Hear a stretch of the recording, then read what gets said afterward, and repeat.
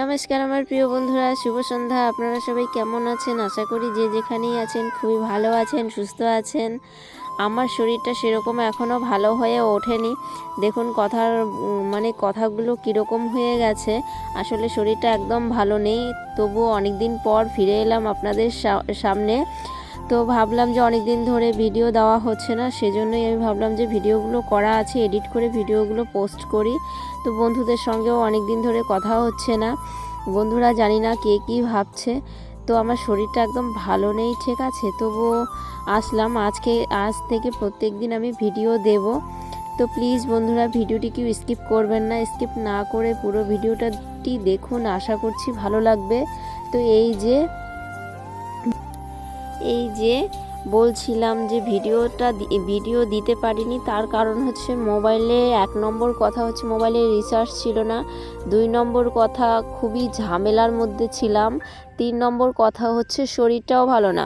তো অনেক কিছু মিশিয়ে এতদিন ভিডিও দিতে পারিনি। তো এই ভিডিওগুলো করে রেখেছিলাম, শুধু বিয়ের ভিডিওগুলোই করা আছে। কোথায় কোথায় বিয়ে বাড়ি গিয়েছি শুধু সেগুলো ভিডিওই করা আছে, আর অন্য কোনো ভিডিও করা নেই। তো বন্ধুরা এই ভিডিওগুলো এখন থেকে শেয়ার করব, আর আজ থেকেই প্রতিদিন ভিডিও আসবে।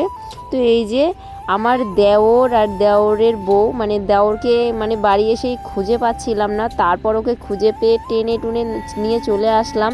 তো তারপর এখানে ভুল হয়ে গেল কথাটা বলতে, এখানে ছবি তুলছিলাম একটু, আর দেওরকে বললাম যে আমি তো ভিডিও করি, তো একটু হাই করে দাও। তো একটু হাই করে দিচ্ছিল, আর নতুন বউ একদম দিচ্ছিল না, লজ্জা পাচ্ছিল। তো আমি হাতটা তুলে একটু করে দিলাম। আর আমার কথাগুলো না কীরকম হয়ে গেছে, সর্দি কাশি ভীষণ, তো ঠান্ডা দিন, এজন্যই। আর আমি ভিডিও করতে দিয়েছিলাম আমার যাকে, বাড়ির পাশে যে পিসি শাশুড়ির ছেলের বউ আছে তার কাছে দিয়েছি, দিদির কাছে। তুমি না একটু ভিডিও করেই আর দিল না।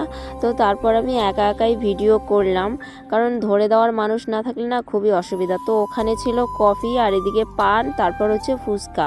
দোকানগুলো আমি দেখিয়ে দিলাম।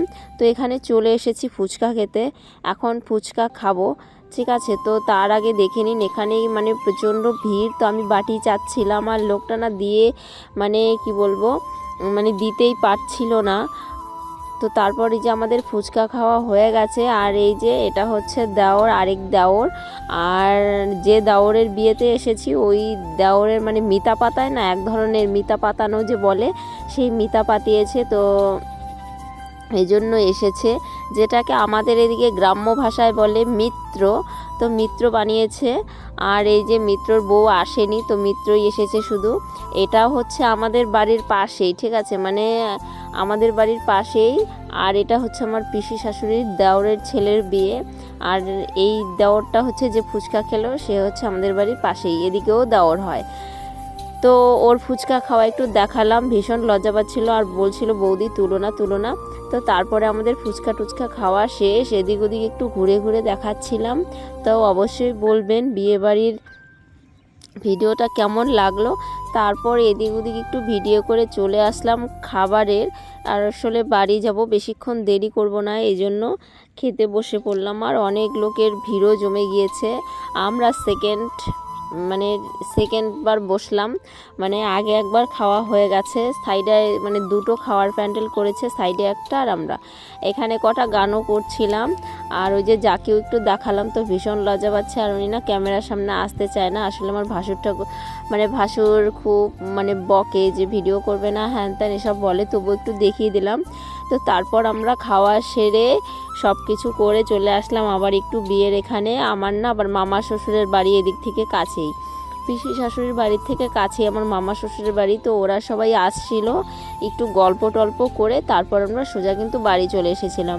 তো বন্ধুরা বাড়ি আসলাম, আর কোনো ভিডিও করলাম না, বিয়ে বাড়ির থেকেই বলে দিলাম। ভিডিওটি ভালো লাগলে অবশ্যই লাইক কমেন্ট করবে, আর আমার চ্যানেলটি সাবস্ক্রাইব করে পাশে থাকবে। শুভরাত্রি, দেখা হচ্ছে।